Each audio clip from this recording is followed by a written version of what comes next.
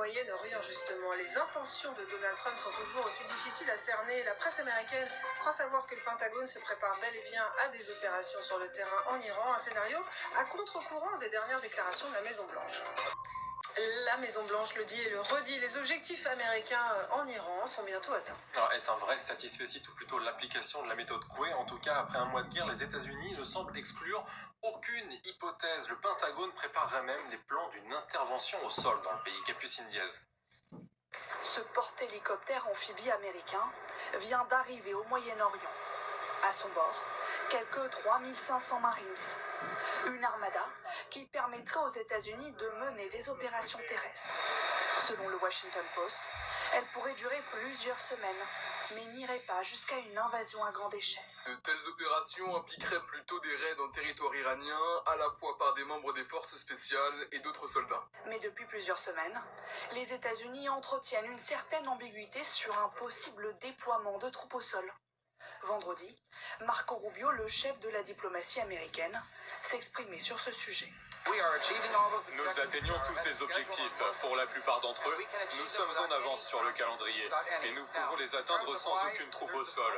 Mais plusieurs médias américains rapportaient ces derniers jours que Donald Trump envisageait d'envoyer prochainement au moins 10 000 militaires supplémentaires au Moyen-Orient. Pendant ce temps-là, les frappes sur Téhéran s'intensifient. Vous voyez sur ces images les dernières frappes israéliennes qui ont visé la capitale iranienne ces dernières heures. Oui, des fortes explosions et des panaches de fumée visibles au-dessus des immeubles. Selon les médias locaux, des frappes américaines et israéliennes ont touché un port iranien proche du détroit d'Ormuz. Le régime iranien qui menace de nouveau les positions américaines au Moyen-Orient. Oui, mais cette fois, ce sont les universités américaines dans la région qui sont dans le viseur des gardiens de la révolution.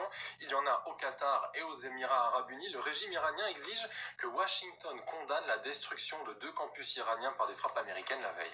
Par ailleurs, cette nuit, les Émirats arabes unis et le Koweït ont été visés par des attaques de missiles et de drones. Selon les autorités, les systèmes de défense aérienne ont pourtant tenté de les intercepter. Et bonjour Marianne Kotonov, vous êtes l'envoyée spéciale de LCI à Dubaï. Ces frappes iraniennes, elles se multiplient et surtout maintenant, elles interviennent sur des sites industriels majeurs, hein, c'est ça? Oui, tout à fait. Il y a eu 2 frappes, notamment sur Bahreïn et sur les Émirats arabes unis à Abu Dhabi. Ce sont 2 usines d'aluminium qui ont été visées. Alors la première, celle de Bahreïn, il faut le savoir que en fait c'est une des plus grandes usines d'aluminium au monde. Et déjà le 15 mars, elle avait fermé sa production de 20% pour évidemment parce que tout était très compliqué pour eux. Et là, elle a été visée. Il y a des dégâts matériels et 2 blessés. Et puis à Abu Dhabi, on dénombre 6 blessés et des dégâts importants. Donc on le voit ici, toujours de la tension. Hier soir encore, à 1h du matin, ici à Dubaï, il y a eu des alertes sur les téléphones. Ça n'a pas duré très longtemps, mais effectivement, tous les pays du Golfe continuent d'être visés. Merci beaucoup Marianne Kotonov et merci à Marine Truchot qui a assuré les images de ce duplex.